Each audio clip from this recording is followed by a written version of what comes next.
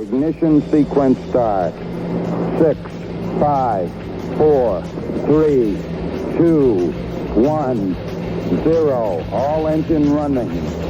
Liftoff. We have a liftoff. Episode 123 or 123, as easy as A, B, D. something. We don't want to get struck for copyright because, quoting that famous song by that guy. A, B, D. Easy as 3, 2, 1. All simple as something, something, something. Something, something, something. Baby, you and me, something. Yeah, that's You it. guys know that one. Yeah, you all know that gem.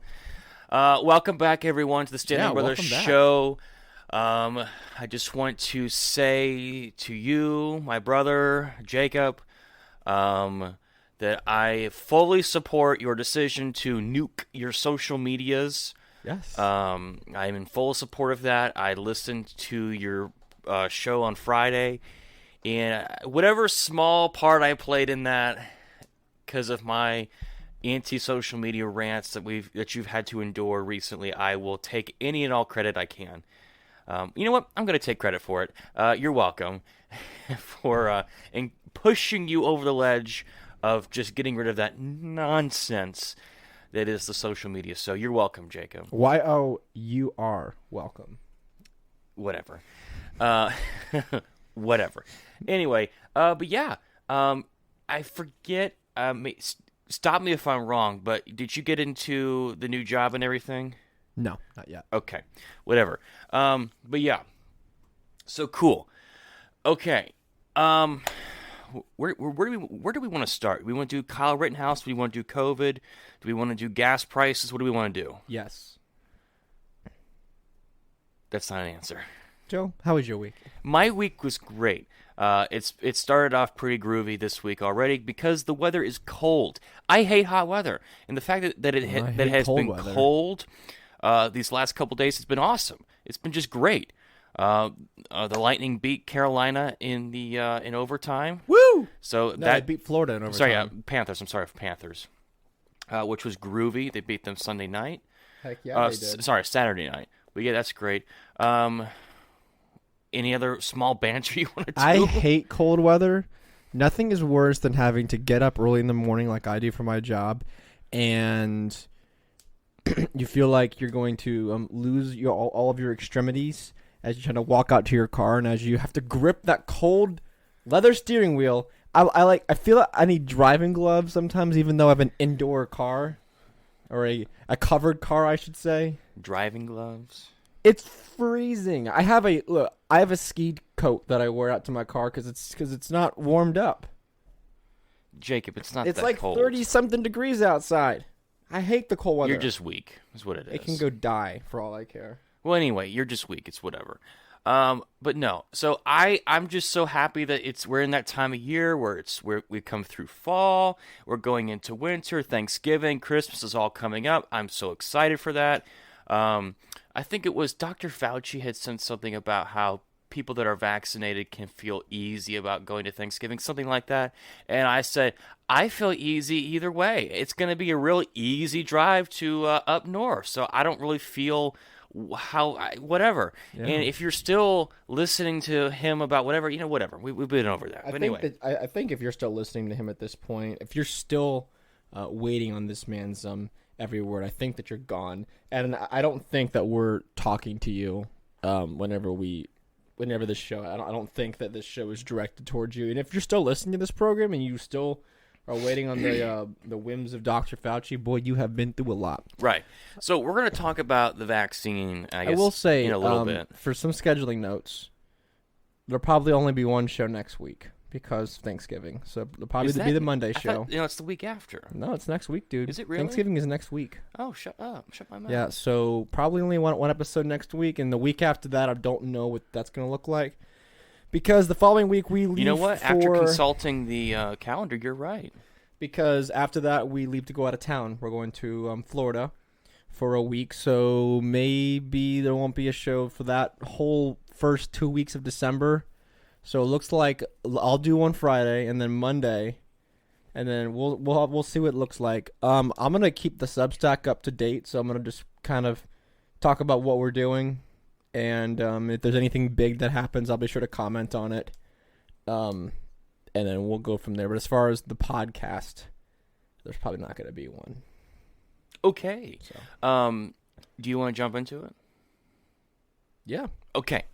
So, like Jacob said on Friday, I've been watching a lot, probably too much, of this Kyle Rittenhouse trial. And today there was some big news as far as the trial goes, because today they're going into closing arguments, statements. I don't know which ones they call them, but I hear it's arguments, I hear it's statements. The TV lawyers say it's arguments. The TV real lawyers say it's statements, so who knows? I don't know. But they're going into closing. So this trial is officially wrapping up. This 2-week marathon that I've been on the edge of my seat for is finally coming to a close. So today, in the final argument, statements, whatever you want to call them, the prosecution goes first. And oh my God. Oh my goodness. I cannot believe the level of insanity that was spewed from his mouth. I'm talking about Thomas Banger, Banger, whatever his name is, the prosecution from the state of Wisconsin. Utter, complete nonsense. Just flat out lies. First of all, nowhere in his original opening argument, statement, whatever you want to call it, the opening, the case when they officially kick this thing off, did he ever talk about provocation? Did he ever say anything about how Kyle provoked the attacks, the shootings that happened that night in August 25th? He did not mention that at all. So he decides he's going to bring it up now? Dude, you've had 2 weeks of court, of this whole trial, to bring up provocation. You're bringing it up now? Or maybe it's the fact that you have nothing else. So, he's trying to prove, or trying to convince the jury, that Kyle provoked the attack from Joseph Rosenbaum, Anthony Huber, Jump Kick Man, and Gage Grosskreutz, whatever his name is. How do you pronounce his last name? I think everybody says it differently in any given time, but whatever. He provoked those attacks by being there, by having a gun, by the fact that he was out there helping people. No, Kyle did not provoke any of these attacks. If anyone provoked the attack against Kyle, it was Joseph Rosenbaum, that pervert who was just released from a mental hospital, who we don't know if he's been on his drugs, his medication. There's evidence, or there's claims that he hasn't been on his medication. Who knows? And who twice was said, I'm going to effing kill you. I'm going to cut your heart out. If I get you alone, I will kill you. So if anyone provoked the attacks, it was Rosenbaum. And the prosecution's smoking gun was this blurry video proving that Kyle raised his gun before the encounter with Rosenbaum. You can't see anything. Now, the defense said, well, we can't have the pinch and zoom on this particular piece of evidence because of the algorithm, and the pixels might change something, which there may or may not be truth to that. That is leaps and bounds above my expertise when it comes to technology. The extent of my knowledge is how to turn a TV on, but, whatever. But the evidence got admitted as, well, we'll just show the picture. Well, I've looked at the picture, I've looked at the video, I've done it all. I cannot clearly see anything in that picture or in that video. The judge came down from the bench onto the floor to look at it at the TV, and he couldn't see anything either. Now, there's some people out there saying that this evidence was fake, it's doctored, who knows? I don't know. If the judge is saying that he doesn't believe that the prosecution is acting on good faith, which he says they weren't, then I'm not going to take the prosecution's word for it. So their smoking gun is that, well, Kyle didn't drop, he didn't place the fire extinguisher down and then raise his rifle at Rosenbaum. You can't see anything in that. So that gets blown out because, well, you can't prove beyond a shadow of a doubt that he did that he raised his gun at Joseph Rosenbaum before the incident.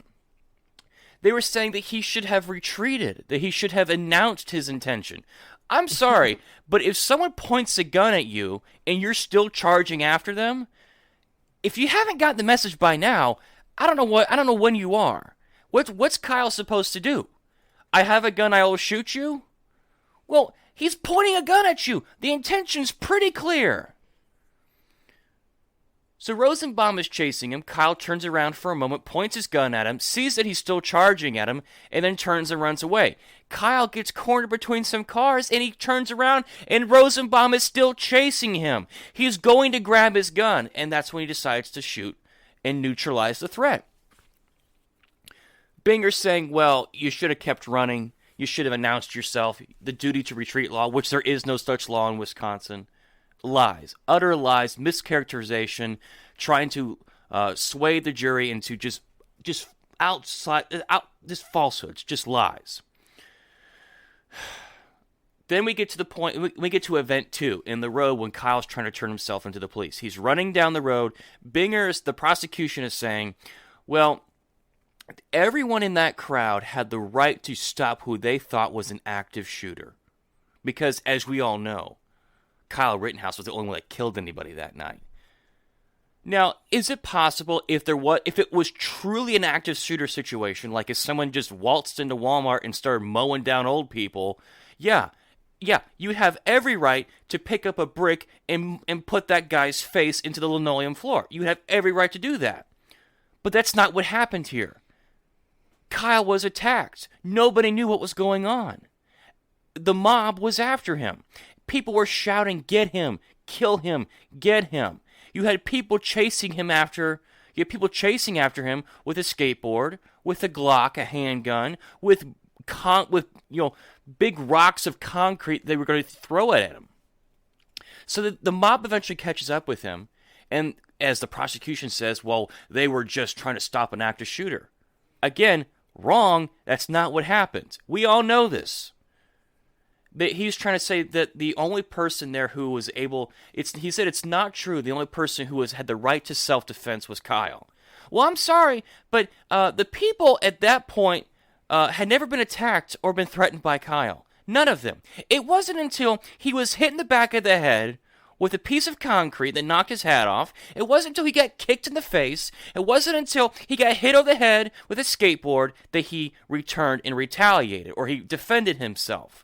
It wasn't until he saw someone with a gun pointed at his head, loaded, that he took that guy's bicep off, who, after he neutralized that threat, didn't shoot again, because he knew that he had neutralized that threat. It is textbook, from what I understand, from everything that I have read, from everything that I've seen, that I've watched, self-defense. This is not a case of a guy who just shot up a school. He shot someone. He defended himself because he was being attacked. 2 people grabbed his gun or tried to grab his gun. What are you supposed to do, prosecution, when someone grabs your gun and they mean you ill? They mean you harm. What are you supposed to do? Just let them have it? No. You defend yourself. You defend your property that is on you. And this really just pissed me off beyond all belief, because you can just tell that this guy has no idea, has never handled a firearm, has never taken a firearms course. You know what he said? He said Kyle Rittenhouse should have taken a warning shot. Where have we heard this one before? Where have we heard this one before? I remember it was when that case where the officer shot the girl who had the knife. And she was going to stab someone else. Well, he should have fired a warning shot. He should have shot the knife out of her hand. Which is also nonsense. Which is also illegal. It's illegal to fire a weapon into the air. Nonsense. Basically everywhere. You want to talk about reckless endangerment, which they're trying to charge Kyle with? Shooting around into the air or into the ground is reckless endangerment. You do not do that at all. Any weapons training will tell you do not fire a warning shot. Why? Because you're liable where that shot goes. So the idea that he should have fired a warning shot, what planet are you living on? No, you do not do that. Police officers don't do that. The military might do it, but that's separate. The battlefield is different. You do not do that. Any firearms expert will tell you, anyone that's loosely associated with firearms will tell you, you do not fire a warning shot. That is stupid. That is idiotic. That is just flat out dumb. And for him to even mention it just shows just how desperate he is and shows just how detached from reality the prosecutor is. Should have fired a warning shot. I about really fell out of my golf cart when I heard that. It was so stupid. And then the prosecution also said this. You forfeit or you lose your right to self-defense when you bring a gun. I'm sorry, prosecution. The whole reason why you carry a gun, either in concealed carry or open carry, is to defend yourself. That's the whole point. Again, what planet are you on? That's the whole point of it. You don't lose your right of self-defense when you carry a gun. That's the whole point of carrying a gun, is to defend yourself. Again, I about fell over when I heard that because it was so stupid. I mean, come on. Can you believe this, Jacob? Can you believe that anyone would ever say that? I can believe it because I've heard all these arguments before. Of course I can believe it. My favorite was I'm seeing everywhere that, he had the intent to go out there and kill people, which is crazy because Bro, control your volume on your computer. What I find is funny is that how they said that he crossed state lines with the intent to murder and the intent to kill, and he's a bloodthirsty murderer. But all the people that he shot and killed were trying to hurt him. So whenever you're in a crowd of people and you have a let's just assume that his AR-15 was fully loaded, which you can have 31 plus 1 and 30 plus 1. Sorry, 30 plus 1 you can have. The fact that he was surrounded by people and had every opportunity to just open fire. If he had the intent to go over there and start mowing people down, yeah, they had every opportunity, but he didn't because maybe because he didn't have that intent. Maybe he was there solely for the purpose that he said he was there for, and he only retaliated whenever provoked, whenever violence was initiated upon him. Possibly. That's just my hypothesis. I think it is. They counted. I think he fired something like 8 shots. He fired 8 rounds. That's actual evidence in the court. Then you have pundits saying that he fired over 30 rounds, that he emptied a magazine on these people. Absolute utter lies. Where's the magazine at? Utter lies. There's also some good news, though. Is that this morning, as I was watching this, the defense brought up the issue of the gun charge. I think it was count 6, that he was underage and that he possessed an unlawful firearm.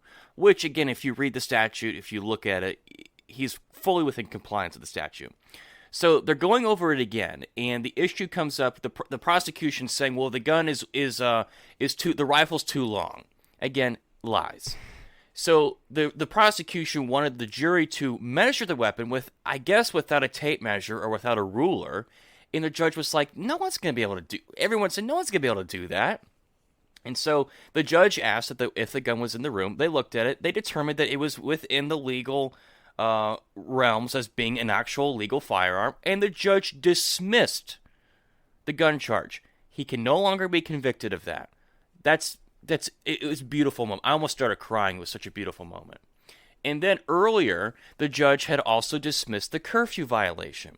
So this proves that not only did he have a right to be there, because, again, the curfew violation dismissed, he also had every right to have that gun on him, which also just proves yet again why no one stopped him prior to the shootings.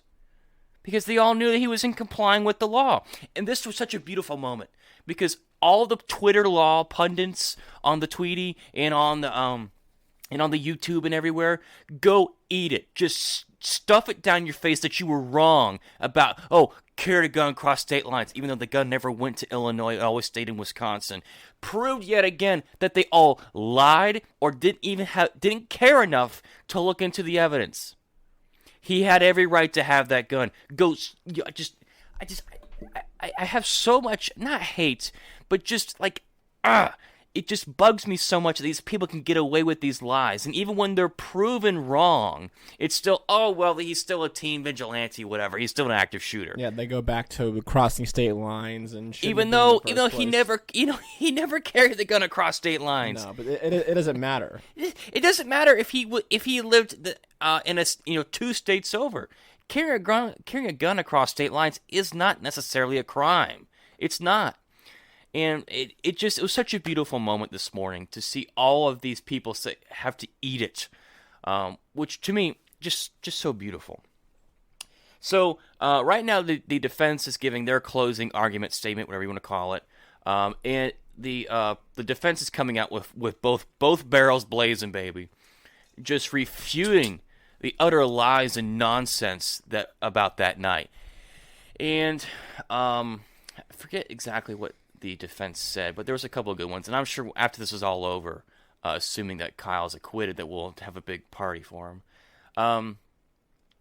But this case is so much bigger than just Kyle himself. This what's also on trial here is a self-defense as a right, because if this case, if Kyle is found guilty, then self-defense basically kind of goes out the window, because this could be any one of us. If we're being honest here, anyone who carries concealed or open carry, it doesn't matter where you are, or where you're going, or the place you're going, what has taken place prior to this event. Like if you went to the Jacob Blake or the Mike Brown or the protester rallies, whatever. I would not advise you to go out during a protest, riot, whatever. I don't think it's a great idea. But I also understand at the same time that if you see your city being destroyed, if you see businesses being burned down, car lots being set on fire, yeah, I can understand why you want to go out and potentially stop that. Or I can understand if you're like someone like Kyle who wants to go out just to help people with first aid and put out fires. I can understand that. But if anyone ever finds himself in a situation where they have to defend themselves because they conceal carry or open carry, this case really means a lot, because we'll have precedent for actual self-defense claims being thrown out the window because the jury didn't want to face the consequences from the riot, because I know the National Guard's being called up. But Kyle Rittenhouse could be any one of us who concealed carries, open carries, whoever has to act in the self-defense. God forbid that anyone is ever put in that situation where they have to take the life of another in their self-defense. I mean, it's a tragedy no matter how you look at it. I mean, Kyle is still dealing with the PTSD. I know there's been veterans who have said that, this looks like what I deal with. Shane Hazel has said that. Yeah. I mean, for 3 weeks he was throwing up because he was so distressed with what he had to do that night. Kyle's life is forever changed in a negative way because of this. Whether he goes to jail or he doesn't, his life will never be the same. He will never be able to have a normal-ish life, whatever normal looks like, because of this.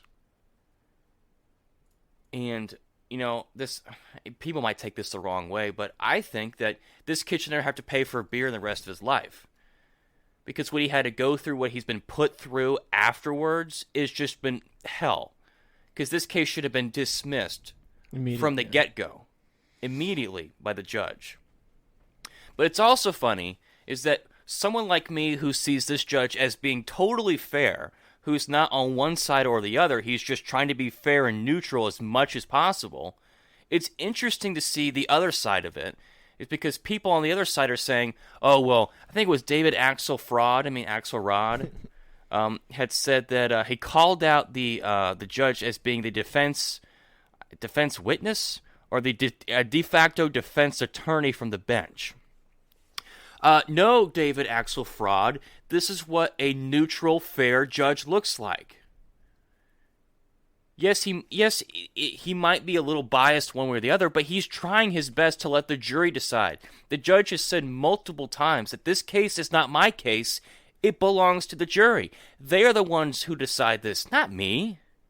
I'm more or less a referee in this. I'm more or less protecting the rights, as was infringed by the prosecution. I'm here to protect the rights, to interpret the law, to be who has the final say in this.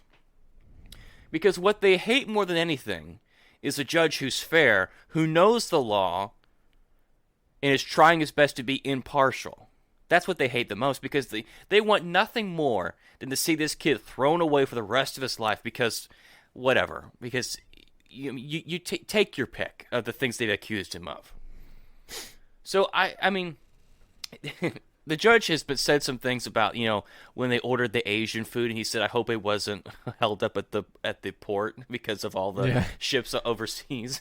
or when he was ordering cookies, and you're just like, this is the most based judge ever. Yeah, or the fact that his ringtone on his phone is that Lee Greenwood song, Proud to be an American. Proud to be an American, yeah. They say that the judge is based. The judge is partial, biased. Is biased because of his ringtone. Or the fact on Veterans Day when he wore an American flag tie, the fact that he was wearing that means he's he's biased. He's biased because he works for the state. Definitely biased. Yep. Yeah. And what's also funny too is that the day of, right before they got started, the defense witness who was going over some of the video, to my knowledge, was the only veteran in the room. And so the defense witness got a standing ovation from everyone in the room. But no, so, I mean, that's what people were saying, is that the judge was racist or he was biased because of his comments on the Asian food thing, which, whatever. Then his ringtone on his cell phone was that Lee Greenwood song. He's biased because of that. No, you're upset because he's not on your side. Yeah. That's what it is. And if I was ever caught in a situation like Kyle, I would want this judge as to preside over my case because he's fair. He also said something too, because of the evidence that was admitted that was a little shaky, that he said he feels uneasy about, that if they try something like that again, or if it gets back to that evidence, he said the prosecution's case will fall like a house of cards. So I don't know what that means. I think he might be doing a Trump where he leaves you in suspense kind of thing, but we'll see. Do you think after the judge acquits Kyle that he's going to be like, hey, Kyle, what's your gamer tag for Xbox? You playing later on? You want to play? You want some Call of Duty? Want to play Call of Duty? Domination? Come on, let's go. I don't know what's worse, the fire a warning shot or the fact that he tried to tie in violent video games as the reason why Kyle did this. I don't know what's worse. So I've seen the warning shot stuff on Twitter today. I saw that. That was pretty good. I liked that one. That was... I like it because they still think it's like it's a valid point. So and what I love is, so there's a photo that's been going around Twitter, around the internet, of the path or where Kyle lives to where he was, where the incident happened, and it's like 30 minutes. And every time that there's a post about driving across state lines, they always tag that and put it in the comments. It's like, yeah, okay, drove across state lines. All right. Okay. Whatever. That'd be like living in Brooklyn and then saying you drove across state lines to New Jersey. Oh, okay. Oh, okay. All right. Whatever. I mean, it's you live in Virginia, but you drive into DC. Yeah, you drove across state lines. Yeah. It's one of those buzzwords that it's lost all meaning at this point. You live in Maryland, you drive into They've DC. said it so much that I think, isn't there a supercut of Anna Kasperi and a bunch of other people saying drove across state lines, across state lines. I will give her credit because she has since said that she was wrong about the whole cross the state lines thing, which, good for her. She admitted she was wrong. She apologized. Good for her because she got it wrong. That she made it right. Good for her. But there's still other people that have that are still saying this kind of crap. And some of the media, not just the pundits, but you see athletes. I know you talked about LeBron James. Yeah. For someone who I already didn't like, I now dislike even more. What a garbage human being LeBron James is. Mm-hmm. I cannot see how you can still justify liking someone like that. You don't have to hate him. I don't think hate's wrong. I don't think hate's right. But why you would still say, he might be a good... No, he's a garbage human being. I have never liked LeBron James. I think he is a stuck-up fool who speaks before he thinks, and you could accuse me that too, but whatever. It's a lot different when you have tens of millions of followers on your Tweety, and you push lies about how Kyle never cried or that he ate a lemon drop or whatever. It's just utter nonsense. Kyle was crying on the stand, and yes, he was having a panic attack or a PTSD episode. So go screw LeBron James, like seriously. And then you see what's going on with Fox News. Now, I have never been a fan of Fox News. I don't think since like ever. I don't watch Fox News. Occasionally, I might watch Tucker, or I might watch. Oh, they don't have Red Eye anymore. No. But I might watch. I watch Kennedy. Well, I'll watch Kennedy when she has on like our president Jeff Deist, or she has on Dave or Scott or whoever. I'll watch it then. I might even watch Gutfeld every once a year. But so I've never liked Fox News, and this doesn't really surprise me a whole lot because that news site has just gone downhill ever since Trump left office, like real fast. Even before Trump left office, they were kind of going downhill too. Not because they weren't pro-Trump, but just because they're changing because they're going left. Which I think everyone could see that happening because, you got to pivot. But anyway, so last night I'm just trolling through, trying to find information, commentary on the Kyle Rittenhouse thing. I came across this one, and it's the guy that it's the younger version of Chris Wallace. The younger version of Chris. I can't remember. I cannot remember his name, the host. But he had on some attorney, lawyer, whatever guy, and he was saying how Kyle went out there with the intention to kill people, and how he thought his self-defense claim was just utter nonsense. I'm like, where is this coming from? I thought Fox News was supposed to be, are pretty favorable to him.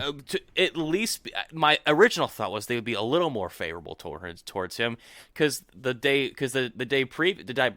prior to this, I had seen a little bit of Hannity, and he was running a pro Kyle Rittenhouse show, and I thought, okay, well maybe Fox News is a little more right. I don't use right like political mean, but right on this case. And then I see this, I'm like, where is this coming from? And then I see what's her face. I can't remember her name. I have to look at the headline. Nancy Grace. Do you know who that is? Yeah, she's I don't know who that is. She has that show on Fox Nation or whatever. But regardless of who she is, she says that Kyle Rittenhouse was a teen vigilante who gunned down 3 people. Did you watch the same thing I watched, or I'm very I don't know. I don't know what case you guys are watching. I don't know what are you guys watching? Because I would assume that you've watched a little bit of it. So to the other lawyer guy who said that, and to Nancy Grace, like, what are you watching? Are we watching the same thing? Yeah, there's a thing. So I'll make sure I give you the article because Glenn Greenwald wrote a post about this, and he said that all of the big major liberal pundits, whether it be Anna Kasparian or Chris Hayes, they're all having to come out and say, I was wrong. And even Chris Hayes had to admit that he says he's probably got to get an acquittal. Chris Hayes had to come out and say that. So, yeah, based on what I saw, he's probably going to get acquitted on this. So I just don't know what they're watching or what they have seen. Maybe I'm too deep into this because I'm so pro Kyle Rittenhouse. I'm so pro self-defense that maybe I'm too biased. Maybe. I try to look at it from the other side. But again, when I try to do that, the arguments always just fall apart because there isn't one, in my opinion. I really think that they're really banking on you not doing any research. Right. That's what they're banking on. Because I think that if you're watching that show, then you either already know what they're going to say, so you're just there for the giggles, basically. You're either there for that, or you're honestly wanting their opinion. And if you're there for their opinion, that was weird. Then you haven't done your own research. Possibly. then you're not. Because, like, I mean, maybe I would watch Chris Hayes see what he's going to say, but I already know what happened. I'm there because to see how wrong he is on this. Yeah. If that makes sense. And maybe it's because maybe some of these media organizations want civil unrest when this thing is over, especially if he gets acquitted. They want riots. They want protests. They want their pound of flesh just as much as the people who will be rioting and protesting do. Maybe that could be a possibility. I really don't think it's above the media or below, how you want to say it, that they would intentionally cause something like that to happen.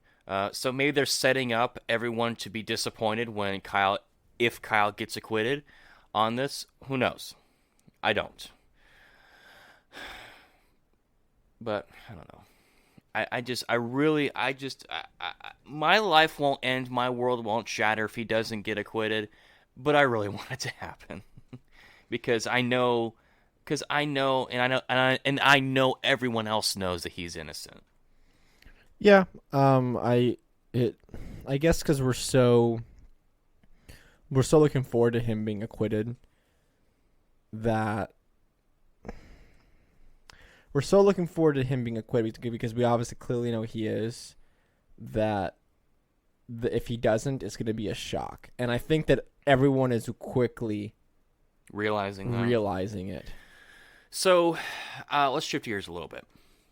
So I think it last time we were together, we talked about the vaccine mandates. Is that right? Last week? Like that, yeah. Something like that, whatever.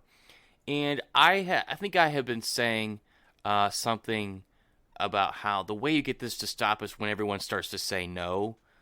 I think that's absolutely the truth. Whenever you have people in mass saying no, generally things don't always go the other way. I think it's just evidence of that.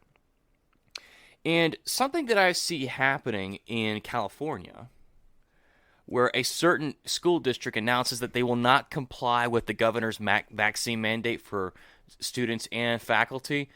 That's how you say no, is when the school board or the head of the company or the employees say, we're not complying with this, get over it. Do whatever you can, cut our funding, whatever. The parents don't want it, the kids don't want it. It's the weirdos out there in the media and out there in the governor's office and in the White House that want this crap. If you don't like it, tough, get over yourself. We're not complying. That's how you deal with this kind of thing. So with this school district, which is in the Calaveras United School District, announced on Wednesday that they would not support, enforce, or comply with the order for the vaccine mandate. This is how it happens. They voted unanimously 5-0 to not support or enforce or comply. So I think everyone should look at this and say, hey, you know what? If the school board in California can say no to this, then so can we. And I don't care where you live. I don't care where you work. I don't care what you do. But we know that it's not going to stop with companies with 100 or more employees. They're going to eventually go down to companies with less than 100 employees. It's going to happen. So either take the fight now, or you're going to have to deal with consequences later. Because what I see a lot of people saying is that, well, we'll comply now and fight later. Well, if all you do is comply now, the fight later is going to be so much harder. The consequences of fighting later on is going to be so much worse.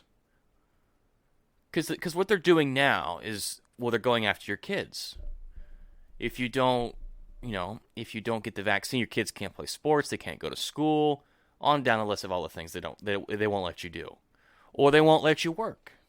They won't let you go see a doctor or go to a sporting event. So now is the easy time to fight, because it's going to be so much worse later on. And this is the point that Tim Pool makes that I have to agree with. And I know a lot of people say, well, it's hard because I don't want to lose my job. I don't want my kids to be ostracized. I don't want all these bad things to happen. Well, I mean, either you stand up and fight it now, or it's going to be much worse in the future, because we know it's not going to stop here. It never does. So I think we all could take a little take the white pill from this instance in California with the school district and apply it to your life now. And I know there's some people that have impossible situations, and I will not condemn anyone who makes a hard decision. But at some point, something has to happen. Well, Tim Pool had that great little rant that he went on, and it was going viral, and he was saying that, not to slam anybody, because of course he would never do that himself and either. You'd be wrong to. But the argument that, I have to feed my kids, I have to pay the bills. Yes, it's a valid argument. But at some point, that is what they've constantly used, and it's backed us into this corner where we have this impossible situation now because of many, many, many decades of that sort of mentality.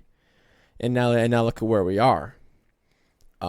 This whole thing should have stopped when they said it's just a mask. Because if we all had said no to mask mandates and to the lockdowns, it never would have gotten this far.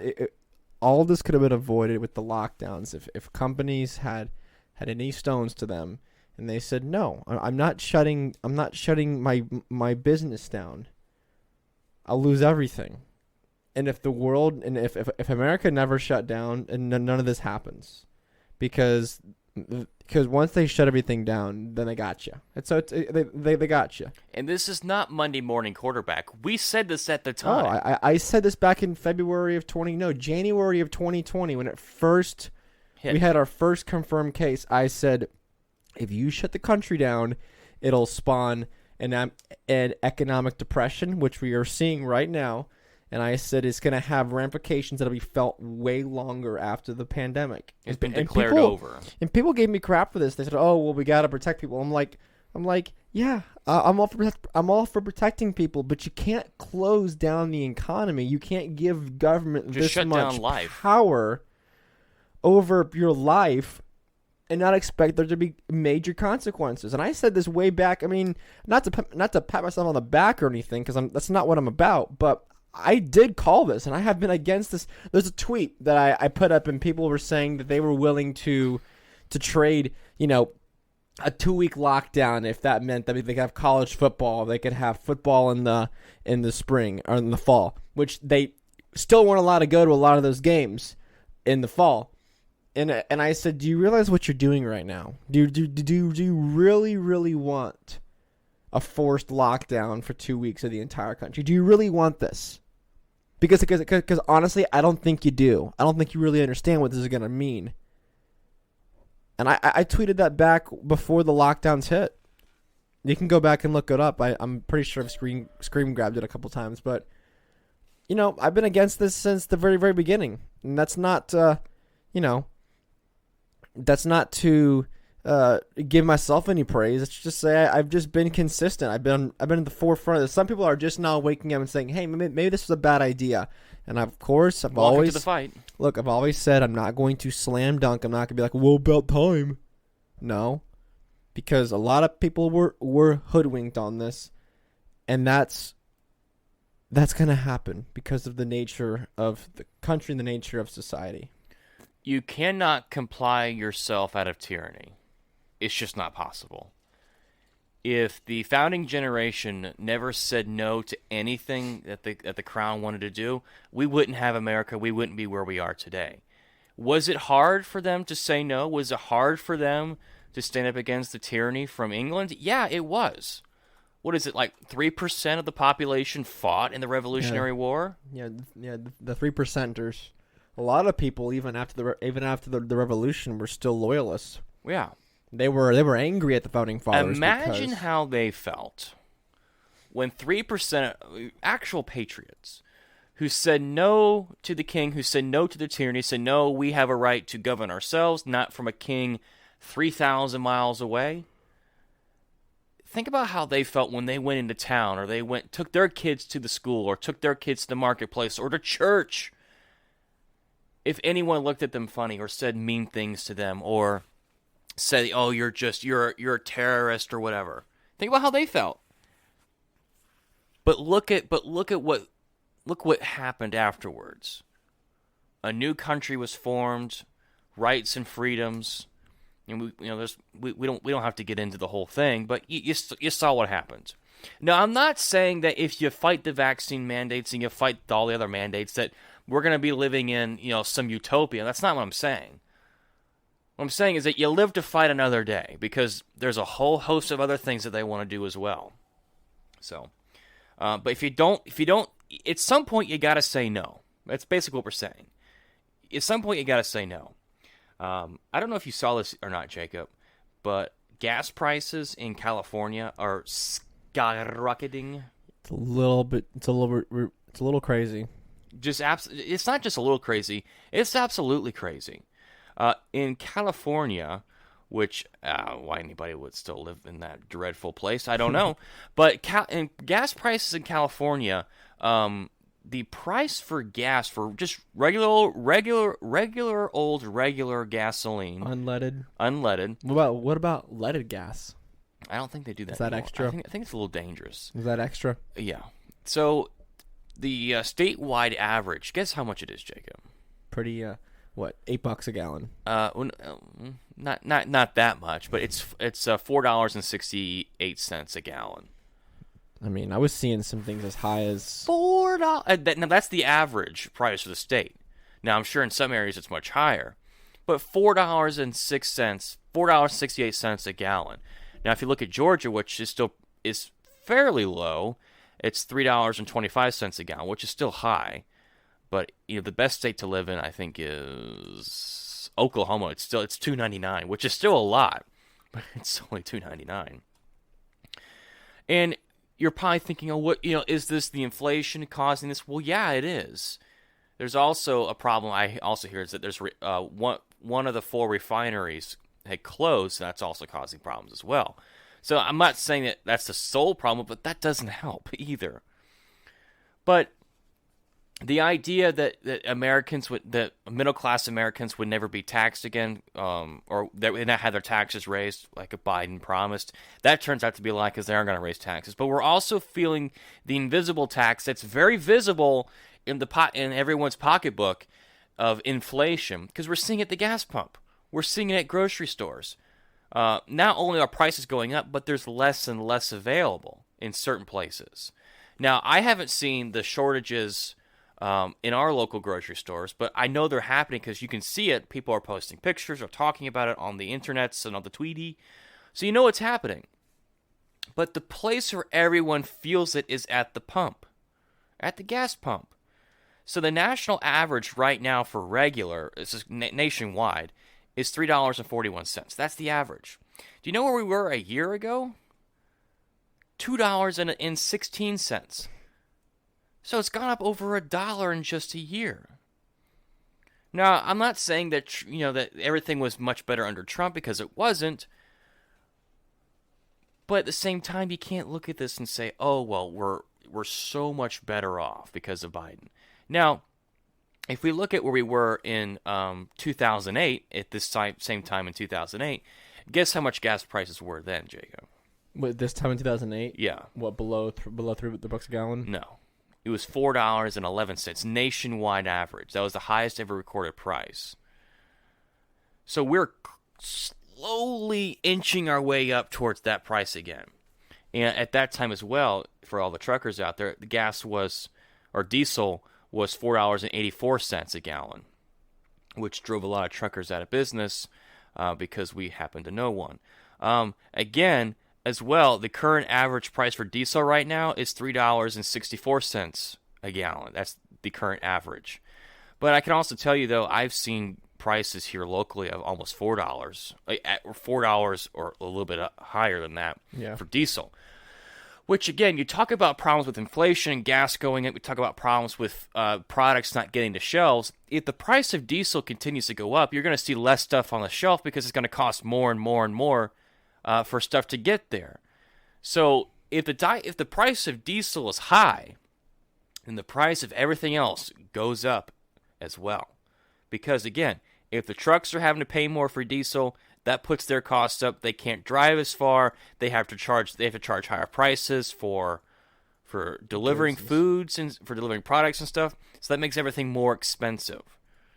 So, and again, this isn't all Biden's fault. This isn't all Trump's fault. It's all of their fault. So, again, if you want to say, what's the solution to this? Well, first of all, there isn't one because the money's out there. I mean, the inflation's out there. There's really no way that you can do anything about it.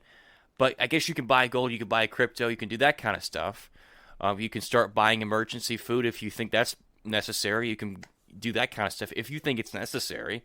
I'm not going to say you should or you shouldn't. That's up to you. But then again, the problem goes back to when you have a unrestrained monetary policy of just printing more money because we got to get through this COVID thing.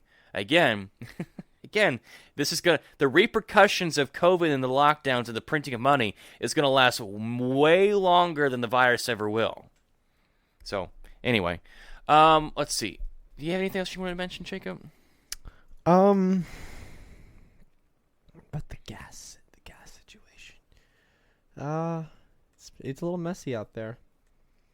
I was, this is a little anecdotal evidence, but I did go out to Walmart the other day, and you know, if you're going out to Walmart these days, God bless you. Good luck. Good luck out there. But I went out to Walmart, and you know the memes where you go to supermarkets and you see there's like not a lot of stuff on the shelf. That was our Walmart. Like there was especially food. I mean, other stuff they have, other things, other merchandise is pretty well stocked, but food, man, A little sparse. Yeah. It wasn't quite as bad as some of the more drastic ones that trend on Twitter and stuff, but it was rough, man. I went to the freezer section and it was half gone. Was this on Sunday, yesterday? No, this is about 2 or 3 weeks ago. I went. Okay. It was a little rough, definitely, and so I mean I've seen it firsthand. So Yeah. I know it's happening, and I know it's not just in some of these other parts of America. You know, you mentioned Walmart, and this happened to us last night. I've been wanting a G-Shock, which is a watch made. You know, they're virtually indestructible, and you can buy them at Walmart. And so we went to Walmart last night after dinner, and I noticed I wanted to see if they had them there, and they did. And I was over at the jewelry section, and they were in the display case, but you had to get someone to unlock it. So I found the one I wanted, and you know, I was like, oh, okay, that's all right. And of course, Walmart being Walmart, there was no one there at the jewelry stand to, you know, help anybody with anything. So Just because, of course. So I asked an associate, hey, who was walking by, I said, hey, can you help me here? And she's like, oh, we need someone that has the key. And I said, oh, okay. She gets on the intercom, and she calls someone, hey, can you help someone out here at the jewelry stand? And I was like, oh, thank you for your help. 10 minutes goes by. No one shows up. I go and ask another associate. He gets on the intercom, calls someone over to the jewelry section. We wait, I don't know, another 5 or 6 minutes. No one comes by. We ask a third associate for help. And she gets on the intercom. No one comes. Finally, this lady comes over, and she says, oh, I heard you on the intercom. You need help. I said, yes, I need you to help me with this. And she says, well, I don't have the key. Then why did you come? So she says, well, let me go get a manager who might be able to help us. And I thought, okay. So in totality, I've waited, I don't know, about 20 minutes now. And 5 different people have still not been able to help me. Finally, an associate comes with the keys. Turns out they're the wrong keys. So she has to go back to wherever she went to go get the keys. She comes back and finally gets the thing open. And I'm standing there the whole time saying, I'm trying to give you my money. Stop making this so hard. Like, seriously. I'm trying to give you my money. Why are you making this so hard? And it wasn't until after I made the purchase that I guess some manager came over and started asking her why it took her so long to respond. And I'm like, I don't want to get anybody in trouble. You know, I did wait like 25 minutes for this, and, you know, it's just a little ridiculous. And, of course, they didn't hear me or whatever. But I was like, yeah, 25 minutes just to come unlock the thing. Now Walmart, it's very well known that Walmart is when it comes to customer service, is pretty garbage. But I felt it firsthand because I'm standing there trying to give you my money. Why are you making this so hard? So, Walmart, you got to step it up a little bit, okay? You guys make way too much money every year not to have some decent customer service. So, get with the program, please. Yeah, it was unacceptable. But anyway, let's end it on that rant, anti-Walmart rant that it was, the beautifulness of it.